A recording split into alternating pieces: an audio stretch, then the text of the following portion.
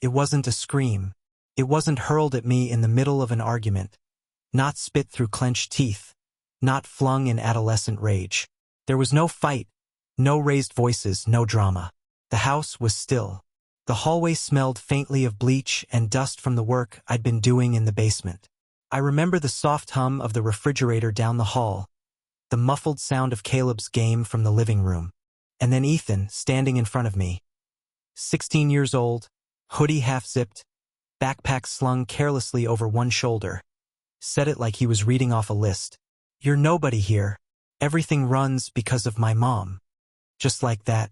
Clear. Disinterested. A judge passing sentence on a man who had already served his time. He didn't look at me when he said it. His eyes moved past mine like I was in the way of something he needed to get to. His phone, the door, the next moment in his life that didn't include me. Then he walked away. No smirk. No slam of the door. Just silence behind him. And I stood there, in the narrow hallway with plaster dust still clinging to my jacket, the receipt for HVAC supplies in my hand, staring at the place where he had been. The words didn't sting. They didn't land like an insult. No, they did something worse. They clarified. For a few seconds, I didn't move. The weight of what he said didn't hit me like a punch. It seeped in, slow and cold, like a leak in the foundation. And as I stood there, surrounded by boxes for a move I was funding, walls I had painted, air I had made breathable again, I realized he wasn't angry. He was just stating a fact. And that made it real. That made it permanent. Ethan's hostility had never been loud. He wasn't the kind of kid who threw tantrums. No shouting, no threats, no slammed doors. He never called me names or posted angry things online. His cruelty was quieter than that. Calmer. It was in the precision of his exclusions, the way he surgically cut around my presence like I was a tumor he didn't want to provoke. First, it was small things.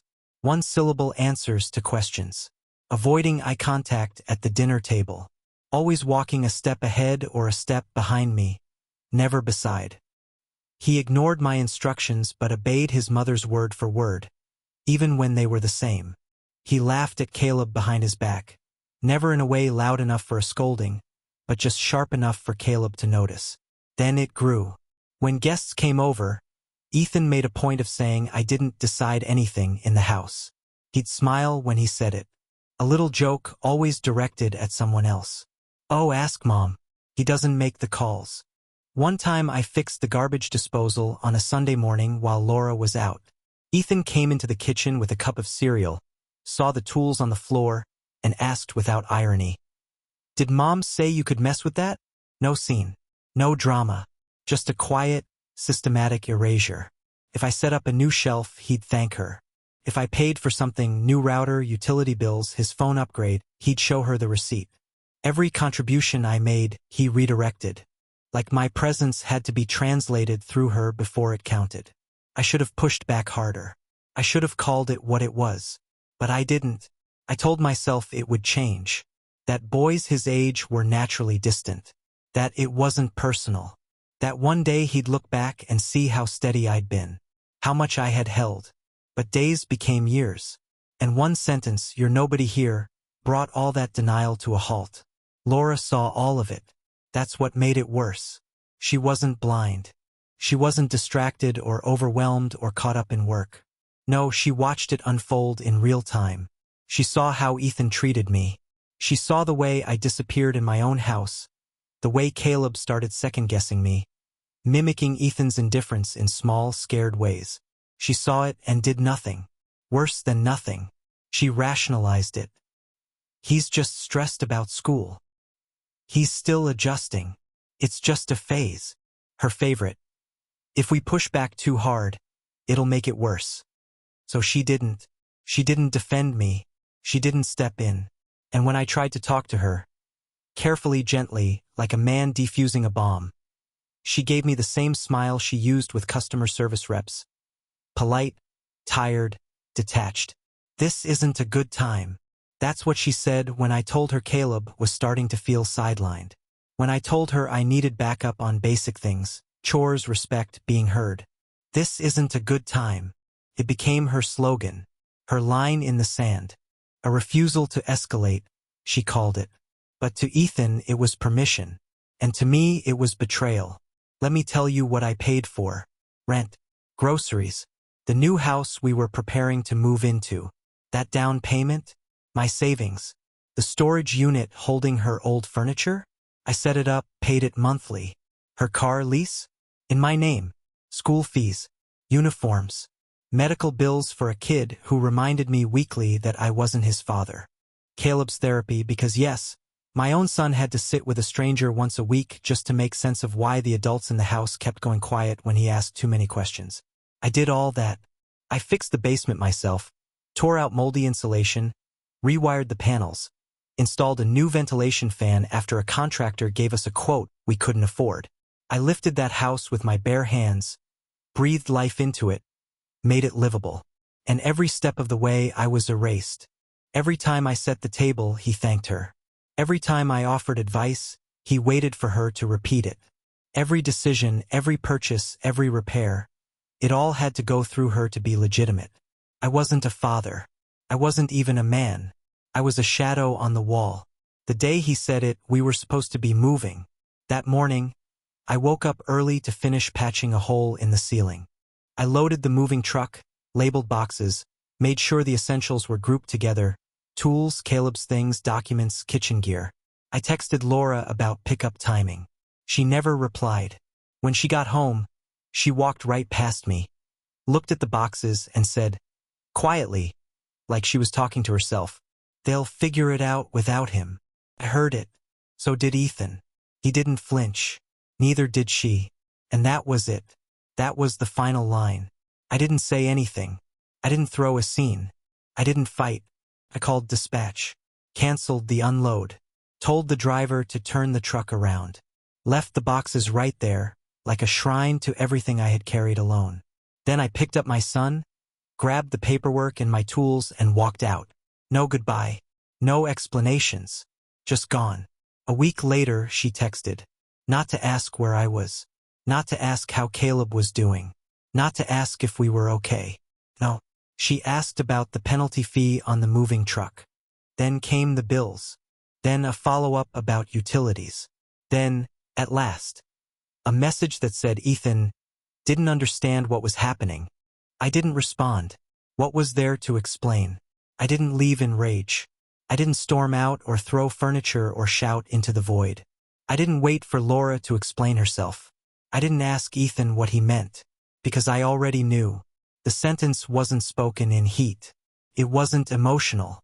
It was a quiet verdict delivered by someone who had already buried me and moved on. And in that moment, the rest of it, all of it, clicked into place. The years I spent fixing what I hadn't broken. The nights I lay awake listening to Ethan's music blaring through the walls while Laura slept through it all. The birthdays I paid for but wasn't invited to plan. The vacations where I was only allowed to cover costs, never make decisions. The quiet glances between mother and son that told me my presence was tolerated, not welcome. The system had never been balanced. I had just kept it running long enough to believe that it was. Until that sentence. You're nobody here. Everything runs because of my mom. He said it like he was letting me in on a secret. Like the lie had run long enough and now it was time for the truth to come out. And what haunted me most was the way he said it without fear. Without shame. As if I didn't matter enough to be feared. As if I couldn't do anything about it. He was right. In their eyes, I couldn't. When Caleb was younger, he used to follow Ethan around like a shadow. He looked up to him, God knows why. Maybe because he was older, sharper, louder. Ethan was the kind of boy who could walk into a room and make it his without saying a word. Caleb, by contrast, asked for permission just to speak. I raised him like that, polite, careful, measured. Laura once told me I was making him too soft. I told her I'd rather raise a boy who respected people than one who silenced them. She never answered. But Ethan noticed. He noticed Caleb's carefulness. And he fed on it. He never bullied him outright. No, Ethan was smarter than that. He belittled him in casual ways. Comments about his voice, the way he dressed, his hobbies, mocking the books he read, the music he liked, calling him Dad's little assistant, like it was a slur. I watched my son shrink inside himself over time. I brought it up to Laura. Once, maybe twice. She sighed. Boys tease each other. That was her answer. Not, I'll talk to him. Not, that's not okay. Just a shrug. Pass. The message was clear. If I wanted my son protected, I had to do it myself. No help would come. And still, I stayed. Do you know what it's like to pour money into a system that actively erases you? Every check I signed, every debt I paid down, every repair I made. It was like building a machine that powered the very contempt I lived with. And I kept telling myself it would change. That Ethan would grow out of it. That Laura would step in when it mattered. That respect would come eventually. But respect doesn't come eventually. It doesn't drift in through the window one morning. It is either taught or it's allowed to rot. And in our house it was left to rot. So I started keeping count. Every time Ethan ignored me. Every time Laura sided with him in silence. Every time I was referred to as he in my own home. Every time I came home from work and found dishes still in the sink and the boys on the couch. Eyes glazed over a screen. While Laura smiled and told me she meant to get to it. Every time I bought groceries and no one said thank you. Every time my suggestions for the new house were redirected. Ignored. Reworded by her and then accepted. As if I hadn't spoken. Every time I gave and gave and gave and was made to feel like that was my job and nothing more. I had built a house of quiet humiliations. And I lived in it for years. That night, after Ethan said the sentence, I went into the garage. Sat on the stool by my tool bench. Caleb was asleep in his room. Laura was in bed with the lights off. Phone screen lighting her face. I didn't ask what she was reading. I opened my ledger. The one where I kept track of payments. It wasn't digital. I didn't want it to be. Ink doesn't lie. Paper doesn't glitch. There it was. $4,200. Dental work for Ethan 2 years ago. $500 per month. Storage unit with Laura's furniture. $6,000. Car down payment, her name on the registration. $2,800. Ethan's laptop, plus study materials he never opened. $9,000. HVAC unit for the new house. $13,700. Debt consolidation hers. $1,100. Caleb's therapy out of network, no reimbursement. It went on. I had documented every dollar. Not for revenge. Not for leverage. Just so I wouldn't forget what I had done. What I had contributed.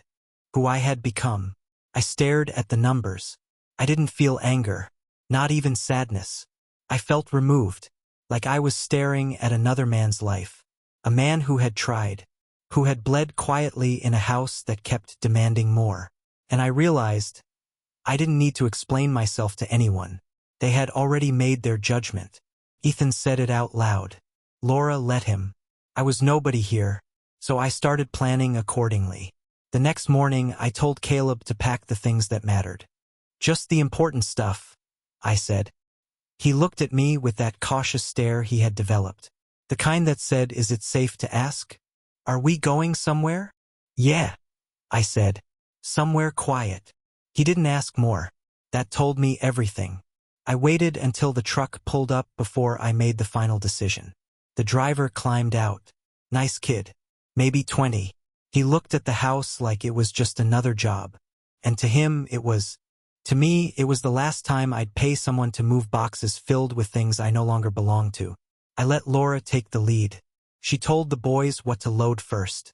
She moved like it was another task to check off. Coordinated, efficient, detached.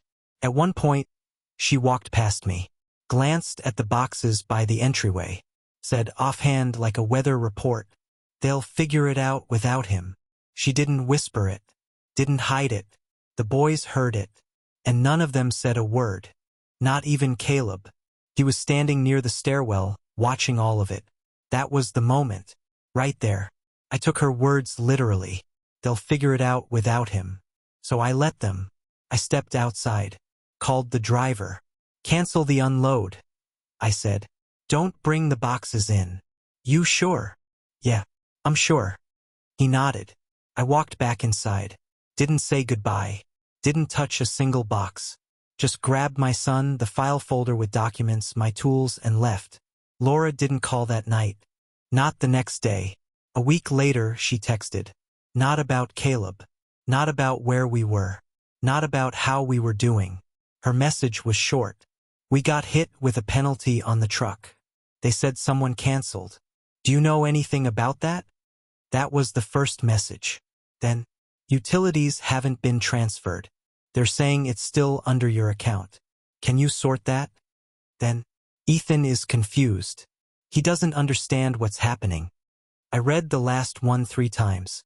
He doesn't understand. Of course he didn't. Why would he? All his life, the system worked no matter how badly he treated the person running it. Of course he thought I'd keep paying. Of course he thought I'd fix the mistake.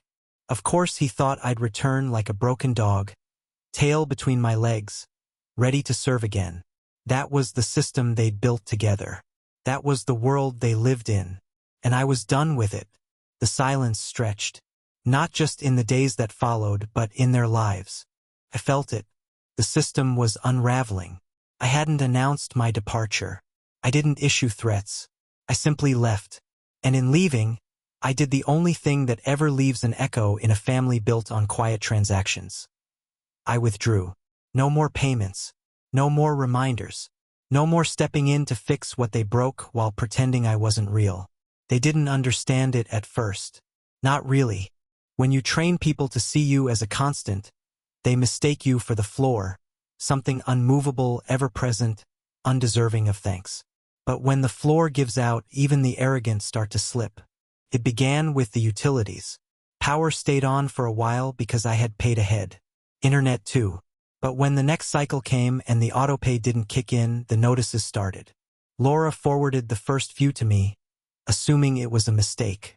She still believed this was temporary. A lapse. A miscommunication. She hadn't yet absorbed that I was gone.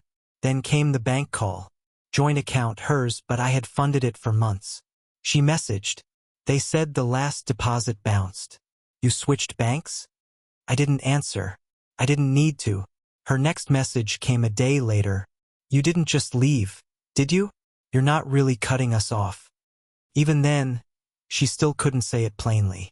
I read the words and all I felt was clarity. Yes, Laura. I left. Yes, I'm cutting you off. Yes, this is real. But I didn't write it. I let the silence say it for me. Ethan was the first to break. Not to me, of course. He didn't have the stomach to face me yet. But I heard from a mutual friend, someone from the school district, who'd been helping with enrollment papers. Ethan had missed a registration deadline for some advanced placement testing. His file showed a balance. Fees unpaid. He'd always assumed I'd cover them. Because I always had. That's the thing about entitlement. It calcifies. It replaces memory. He didn't remember applying for programs with his mother. He remembered things working because I was around. And when I wasn't, things stopped working. He started asking questions. I didn't answer them. The house fell apart faster than I expected. It wasn't dramatic. Not like movies make it seem. It wasn't a single explosion. It was the slow collapse of routines that had always depended on a quiet hand keeping things upright. The mortgage was still under my name. I had paid the first few months of the new place in advance, trying to be responsible. Once those months ran out, the bank began calling. I had already separated my accounts. The forwarding address they had wasn't Laura's. I don't know how she explained it to the boys. Maybe she didn't. Maybe she just told them it was stress, bad luck, a rough patch. She always had a phrase ready. But I can imagine the mood in that house. Ethan pacing the floor, muttering about unfairness, about how I had bailed on them. Laura typing messages she never sent. They still thought I might come back. That's how deep the illusion went. Meanwhile, Caleb and I lived simply. Small apartment. Clean. Quiet. A bedroom each. Shared kitchen. No yelling. No tension. Just space. I took a job with fewer hours. Less money, yes, but more evenings at home. We made dinner together. Spaghetti on Mondays. Breakfast for dinner on Thursdays. He didn't talk much at first, still adjusting. Still learning what peace feels like. Sometimes I caught him looking over his shoulder when I raised my voice to call him from the other room. I hated that. Hated that it would take him time to believe he was safe. But slowly he softened. His voice steadied. He asked questions. Smiled again. He stopped mimicking Ethan's contempt. He started asking me to teach him things. How to change a tire. How to reset the circuit breaker. How to fry an egg just right so it didn't burn. And one night, while we sat on the couch watching a movie, he said something that broke me in a quiet way. "I like it here, Dad. You don't yell anymore." I didn't answer at first. I just stared at the TV, not really seeing it. Then I said the only honest thing I could. "I think I was yelling because I was drowning." Back at the house, things kept slipping. I received an envelope in the mail addressed to occupant. Inside was a notice about trash collection being suspended due to non-payment. I smiled at the absurdity. The same system that had erased me was now haunted by my absence. They hadn't changed the account info. They assumed I would handle it. They were wrong. 2 weeks later, Laura called. First time since I left. I let it ring 4 times before picking up. Not because I wanted to hurt her, but because I needed to be sure I wasn't responding like the man she thought I was. The one who would always answer, always show up, always clean up the mess. "Hi," she said. Her voice was soft, careful. I said nothing. I wanted to understand," she said. "Why you're doing this? Why now?" Still, I said nothing. She sighed. "Ethan's been having a hard time." I almost laughed. "School's difficult. He says he misses you." I couldn't help myself. Did he say that before or after the electricity got shut off? Silence. "I didn't want it to be like this," she said. "Did you want anything?" I asked. "Other than a man to fund the life your son spit on?" She didn't answer that. I let the silence stretch. Then, "You didn't protect me?" I said, low and flat. "Not once. I didn't think I needed to." "Exactly." I ended the call. The next message came from Ethan. He didn't text often. So when his name appeared on my screen, I stared at it for a while. "I know we didn't get along. I know I said things. But you don't have to punish Mom for that. She's struggling." That was it. No apology. No acknowledgement. Just blame redistributed. It was stunning, really. The same boy who declared I was nobody now wanted me to resume my duties. Quietly, without recognition. He still thought this was salvageable. He still thought I could be guilt. But I had moved past guilt. Guilt was for men who abandoned. I didn't abandon. I stepped down from a role they told me I didn't hold. There's a difference. Another week. Then another. Then the real call came. Late night. Blocked number. Caleb was already asleep. I was on the balcony, coffee in hand, watching cars pass on the street below. I answered. Ethan's voice. Quiet. Tight. Like someone holding back a storm. "I thought you should know," he said. "They're talking about selling the house." "Whose house?" I asked. He hesitated. "The new one. My name's still on that," I said. "I know." Silence again. He finally spoke. "I didn't mean what I said. About you being nobody." "Yes, you did." He didn't argue. "Everything's falling apart," he muttered. That's what happens when the man holding it up steps away. There was no rage in my voice. Just gravity. He tried again. "Can't you just help? Just this once?" I stood up, walked inside, closed the balcony door. "I did help," I said. "For years." He didn't reply. I ended the call. The realization didn't come to them all at once. Came in stages. Missed payments. Silent dinners. Stress bleeding into every room. The kind of weight that builds when the scaffolding disappears. And they looked around for me. But I wasn't there. Because I had finally believed them. I never wanted revenge. That's what people misunderstand. When a man like me leaves, they call it abandonment. Retaliation. They say he must be angry, bitter. They never ask the simpler question. What finally broke him? But I wasn't broken. I was just done. There's a difference. Because breaking implies I was fragile. That what happened to me cracked something essential. But the truth is, I was never fragile. I held a collapsing family together with my bare hands while they quietly dismantled me. I held long after I should have let go. And when I left, it wasn't rage that walked out that door. It was clarity. Laura never showed up at my door. She didn't beg, didn't come with tears or explanations. Not even for Caleb. That told me everything I still needed to know. She wasn't shocked I left. She was only shocked I meant it. I think deep down she had always known I was temporary. Convenient. Durable. Replaceable. It was in the way she never corrected Ethan when he erased me.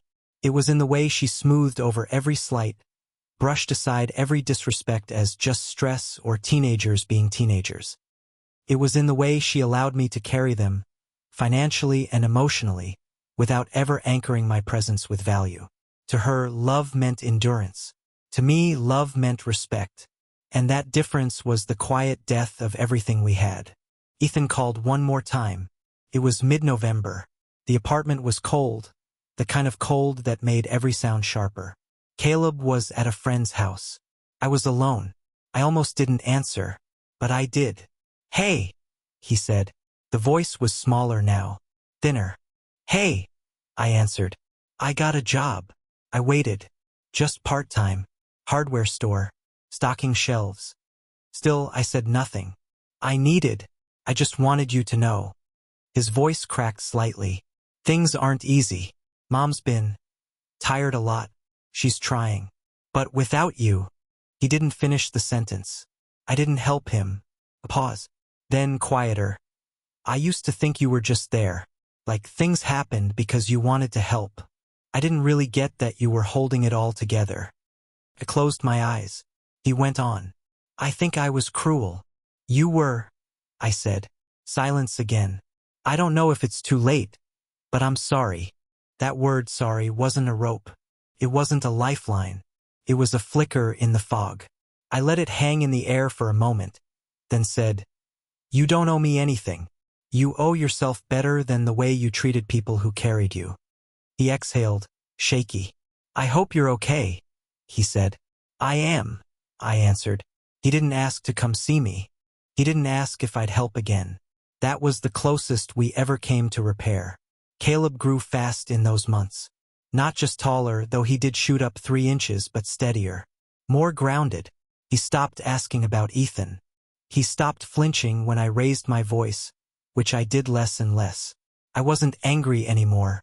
I was free. We made a life. Not flashy. Not big. But it was ours. And no one erased me inside it. That was new. We budgeted. Ate simply. Fixed what broke. We lived small and clean. Sometimes we'd pass by our old neighborhood, and Caleb would ask, "Do you miss it?" I'd smile and say, "Not even a little." And it was true. A friend of Laura's ran into me at the grocery store. "Laura says you just disappeared," she told me. Her voice laced with disapproval. I smiled politely. "She's not wrong. She says Ethan's struggling, that you didn't even say goodbye." "I wasn't invited to stay," I said. "Goodbyes are for guests who were wanted." She opened her mouth to say something, but stopped. I could see it in her eyes, that flicker of doubt. That moment where someone starts to realize maybe the story they were told isn't the whole thing. I didn't give her more. I didn't need to. Let them tell whatever version helps them sleep. I sleep fine. The final letter came in December. Legal mail. Envelope marked urgent. Laura had listed me on some of the paperwork for the house. Not ownership, but responsibility. A banking technicality from before I left. Now that the payments had lapsed, the institution wanted clarity. Was I liable? I called the number. Spoke to a woman named Tanya. Explained everything. She was professional, kind. Said they'd look into it. Asked if I wanted to be removed from future correspondence. "Yes," I said. "I'm not part of that household anymore." I hung up, and with that, the last tie was cut. Here's the truth. You can give everything you have, your money, your time, your spine, and still be considered optional. You can work double shifts to pay for braces, school fees, vacations, and be dismissed in a single sentence. You can raise someone else's child, treat them like your own, bend every part of yourself into a shape that fits, and still be told you're not my real dad. And the moment you say, then I'm done, they call you cruel. They beg you to remember all you gave. They hold your own sacrifice against you like a weapon. But love is not a debt, and respect is not a favor. So this is where I leave it. Not with bitterness, with certainty. I carried that family. I held it together. I was the floor beneath their feet. And when they said I didn't matter, I listened. And when they said they'd figure it out without me, I let them try. They couldn't.